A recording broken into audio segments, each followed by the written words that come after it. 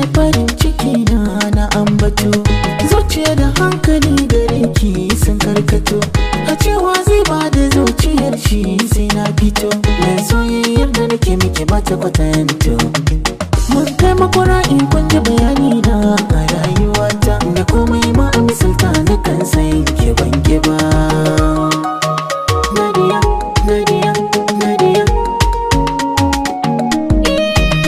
A wasa na amsa kiranka, ba jayayya damina da kaka.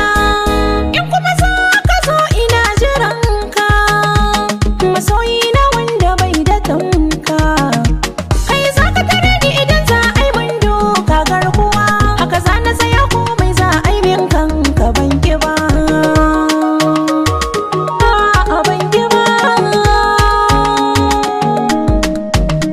Soyayya ce ta saka ban ganin laifin Nadia, ko ina ɓacin rai in na gano ta saka ni dariya. Ba na gajiya in yi mata duk girman ɗawainiya, ba zan kosa ba da ke a cikin tarayya. In dai har ina nan bakin jinyar zuciya, wa zai mai gurbi na ki a gona shi ne ban gani ba. Nadia na samu wanda ke so na gaskiya, da gani ya rufe babu zancen yayo amarya.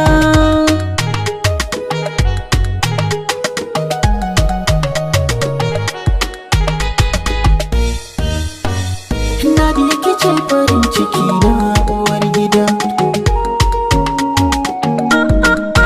A duniya ban ga kamar shi masoyi ba, da daɗi ko wuya ba zai guje ma ba. In ka bata hanya ba zai ki nuni ba, wanda ya samu wannan ya gode raba. Ni na samu taugata in nuna muku marhaba, komai ta hada ba mu kusa gunta ban gani ba.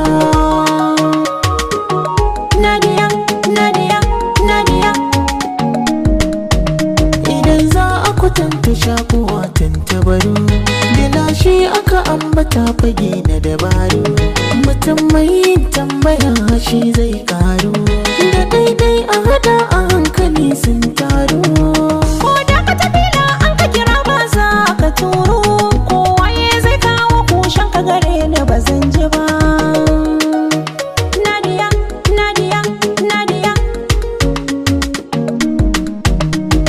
Nadia ke ce farin ciki na uwar gida, daga ke na rufe